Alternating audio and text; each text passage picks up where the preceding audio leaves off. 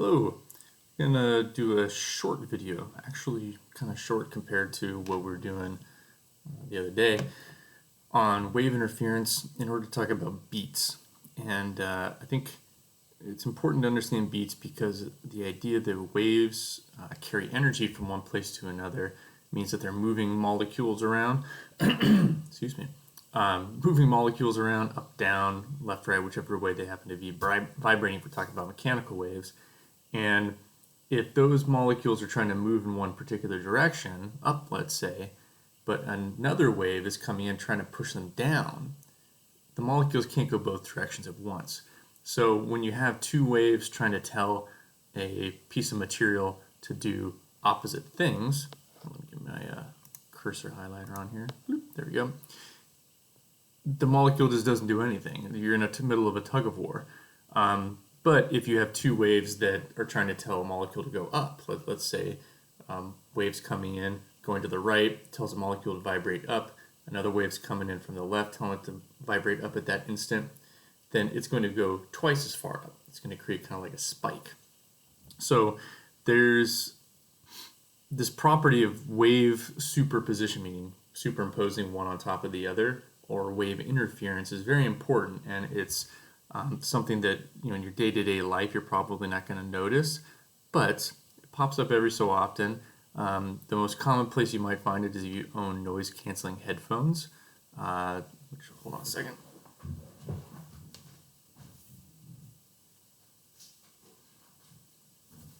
These I splurged a few years back to get some of these when I was actually doing a decent amount of air travel, but inside of these there's noise-canceling devices. Well, you can't stop noise from getting through plastic. So what happens is a wave of sound comes in, there's a microphone that detects it, the circuit in here says, I'm going to make a wave that's the exact same frequency and everything, but I'm going to flip it upside down. I'm going to put it just out of sync. I'm going to start it, the wave, a little bit off from the wave that's coming in, and so when they overlap, they cancel out. Now, that's an example of wave cancellation, but there's many times when waves can interfere with each other and they're at different frequencies, and it produces a very kind of ugly sound. Let's take a quick look at what wave interference looks like just using that PhET simulation. Okay, so here, similar to the simulation we looked at before, there's a speaker on kind of a gray background. I'm not going to use the particles because it's really hard to see here. But if I have a speaker going, it's going to produce these crests and troughs that move out from the speaker, and they get weaker and weaker as they move out. Not a big surprise there. But if I have two going at the same time, turn these both on and then click play, they're going to overlap at some point. Now at this point, you've got a trough and a trough that are going to interact with each other, which should make a bigger trough. And then at some point, the crest from one wave is lining up with the crest from another wave, and it's producing a bigger crest. You can see it's very intense white here. But you can see this kind of medium gray color in these two spots. That's where the trough from the upper speaker is intersecting the crest from the lower speaker. And that's the situation where the air molecules, in the case of a sound wave, instead of trying to be like compressed from one wave, it's trying to be stretched out, or low pressure from another wave. You can't make something high pressure and low pressure. It just averages out to nothing. So there's a gray here that represents the unperturbed air molecules. You get the same color gray right there. So that represents the waves canceling each other out. Now if we let this keep playing, you get all these areas where that sort of gray forms a little bit of a line. And this is what you could call like a zone of silence. The waves are continuously overlapping here in a way that makes them cancel out. Now it's a very, very, very slim place, and you're never going to find that in reality. It's because sound's always reflecting off of walls and everything, but you could, if you're in an open space with two speakers perfectly synced with each other, stand in one particular location and hear loud music and start stepping sideways, and it'll get quiet.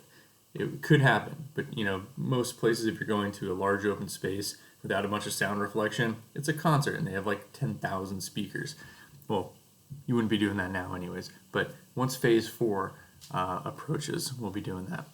So there'll be areas where there's what we call constructive interference. The waves are overlapping with each other and making bigger crests and bigger troughs. And then there's what we call wave cancellation, where the two waves are overlapping, but they're trying to do opposite things, and that'll produce less wave. Now, in terms of how that looks, it kind of forms this nice ripple effect where there's changing ripples. I'm going to be putting those card things in this video for a bunch of other videos that have cool demonstrations from people like the Slow-Mo guys and Veritasium. They got some really cool videos demonstrating some of these things, so check those out. But one last thing, very math nerdy. I have a simulator here that I created a few years back called, well, it's just wave interference. But here I've got two input waves, a red and a blue wave. They're the same exact wave, but I've got this little slider here that allows me to move one of the waves so it overlaps with the first in different places. And the purple, because red and blue makes purple, in terms of paints anyways, is the sum of those two. So where the red and the blue add up, I get the purple. So if I shift these so that their blue and the red are perfectly aligned with each other as close as I can, you can see that they produce a wave twice as big. So the red and the blue, if this was two ripples of water coming together, they would produce a big spike of water. And where they're both basically zero, it adds up to zero. But what happens if I have them completely opposite of each other? It's not going to let me get that perfectly. There we go. Close as I can get. With them, what we call 180 degrees out of phase with each other. This is essentially canceling out the two waves. So if this red wave and this blue wave were both being produced and both traveling towards the right at the same exact space, at the same exact time, they would cancel each other out. That's what these headphones are trying to do. Or you might even have the ear pod ones, or head pods, whatever you call them. So if you have two waves at the same exact frequency, but they're just a little out of sync with each other, as the blue and the red waves are in this picture, then you're going to get wave cancellation. And wave cancellation is one of the two major types of wave interference. Now, the reason we want to talk about those is, let me double check I'm recording all this. Yeah, I'm recording. So there's going to be a short video, got kind of long. Is that if you have two waves that are different frequencies, so the red and blue wave I had there were identical, so they're either adding or they're subtracting, and it's just one or the other. But what if the waves are reaching their peaks and their troughs at different rates? Then you're going to get an alternation between the constructive and destructive interference, and that means you're going to have an alternation between loud and quiet. We call that beats. So here there's a little kind of visual of what beats could look like. And I've got, this comes from a textbook, but there's two different waveforms here. So there's a first wave that is, I would guess you'd call it a lower frequency. There's not as many waves per second, there's only 10 waves total. And then below, you've got a wave that is producing 12 waves in the same amount of time. Well, they're alternating between constructive and destructive interference. In the beginning, the first wave, at some point, I've got a trough, while the second wave has a crest. So those are opposites. That's like when the blue and the red waves on my simulation, where one was up and one was down, they produce nothing. Very quiet. And then later on, I've got, let's say, wave in between wave 2 and 3 in the first one, I've got a trough there. And between waves 3 and 4 of the second wave, I've got a trough. So those produce a really big trough. So they're constructively interfering. So in the beginning, I've got a little bit of destructive interference and a little bit of constructive interference. That's going to continuously go over and over and over again and produce a phenomenon that we call beats. But sometimes you hear it kind of like a wah, wah, wah, wah, wah, wah, wah sound. And I've got a video from somebody doing that same sort of demo with big tuning forks.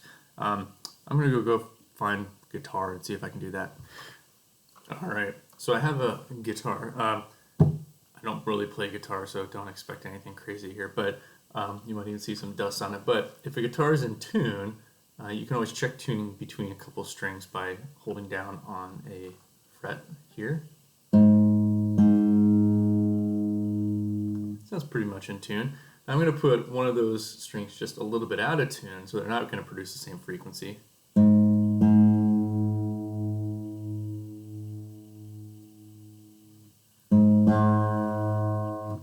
Not quite out of tune enough, I guess.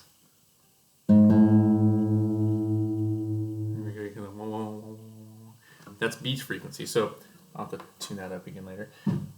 Because they're not quite lined up in terms of their crests and their troughs, and that alternates as shown in the picture here, you're going to get loud, quiet, loud, quiet, loud, quiet. Now, one way you can tune a guitar is you have a couple of strings and you know which fret to put your hand on or your finger on it to get one string to be matched up with the other, and then you adjust the tuning knob until you get rid of those beats, and then you know they're lined up perfectly. Well, there's actually a math formula for that, and that formula is what's the difference in the two frequencies, and that gives you the frequency of the beats, how often you hear a wah wah wah. So let's pretend that this first waveform has a frequency of 10 hertz. So there's 10 waves per second. Let's say that this right here represents time equals 1 second, and over here was time equals 0 seconds. So after 1 second, I've had 10 waves, and the second wave has a frequency of 12 hertz, which are extremely low bass notes that you wouldn't be able to hear. But if I had those two playing at the same exact time, you can see that in that same 1 second, I've got two loud periods that happened. Well, a loud period is kind of like a crest. So I have a frequency of loud, quiet of 2. Well, from the formula, the frequency of my beats, the frequency of my wah, wah, wah, is going to be the absolute value of the first frequency minus the second frequency. In this case, that would be 10 minus 12, which would be the absolute value of -2. Sorry, I learned how to write. Or 2 hertz. That means 2 times per second I would hear loud then quiet. So wah wah wah wah wah wah wah, something like that. So from my guitar, I can tell by if the beats frequency is higher, that means that the two frequencies are really far apart.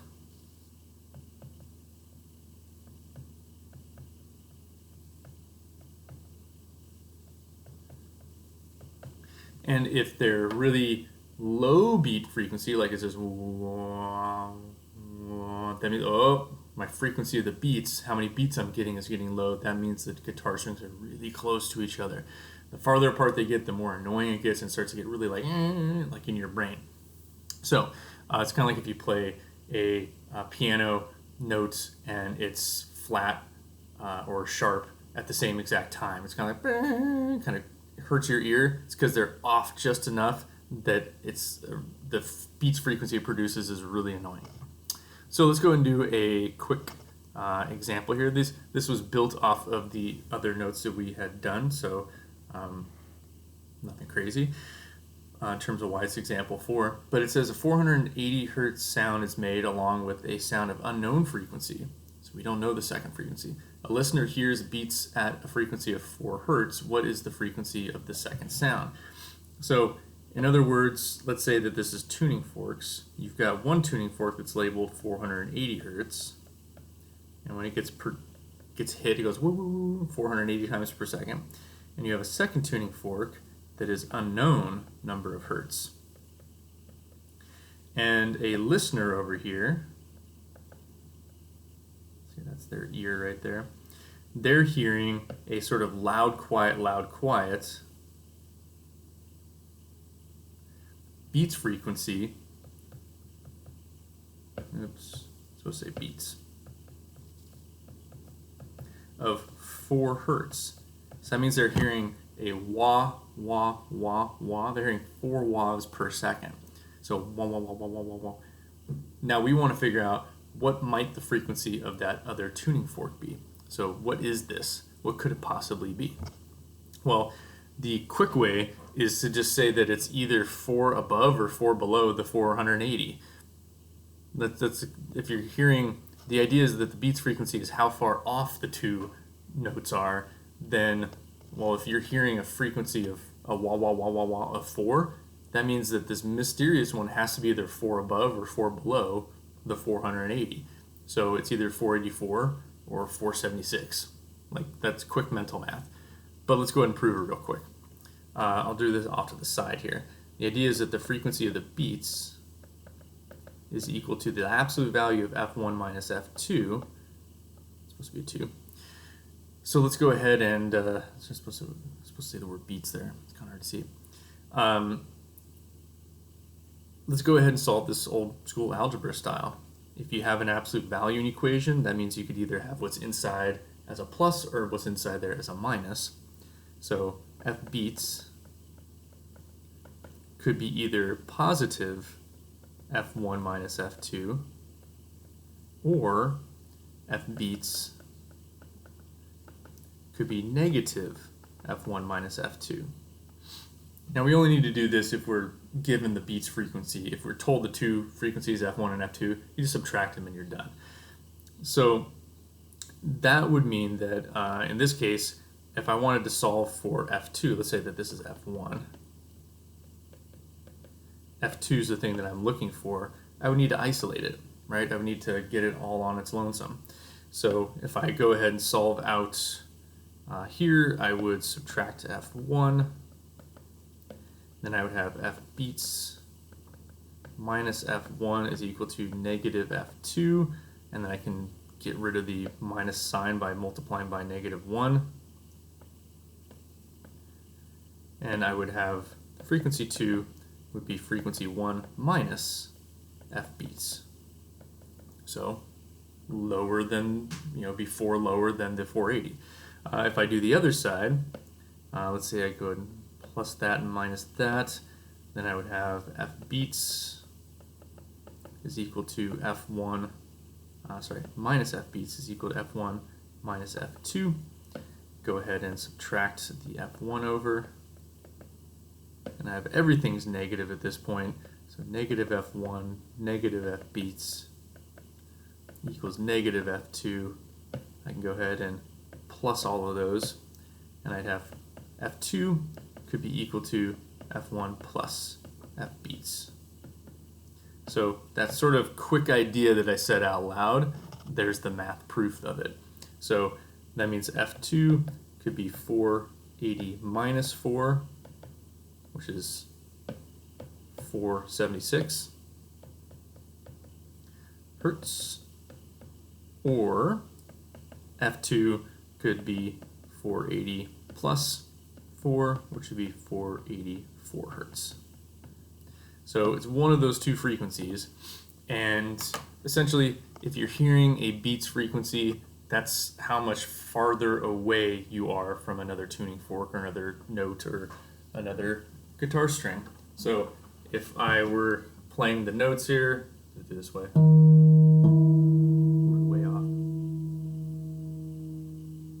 I think it's closer now. That sounds better. So you can adjust the guitar strings by listening to the beats, and that's how physics can help you tune your guitar.